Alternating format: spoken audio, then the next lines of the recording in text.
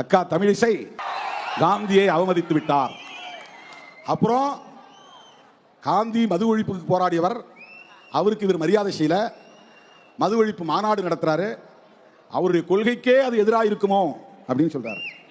அவங்க என்ன சொல்ல வராங்கன்னா, திருமாவளவன் தினந்தோறும் பாட்டில் திறக்கக்கூடிய ஆள் அப்படின்னு சொல்றாங்க.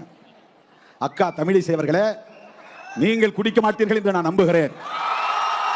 உங்களுக்கு குடிப்பழக்கம் இருக்காது என்று நான் நம்புகிறேன். உங்களைப் போல் தான் நானும், எனக்கு அந்த பழக்கம் இல்லை. நான் தினம் பாட்டில திறக்கிற மாதிரி பேசுறாங்க. நான் சொன்னேன் அப்படி, உங்களுக்கு ஏன் பாட்டில் ஞாபகம் வருது?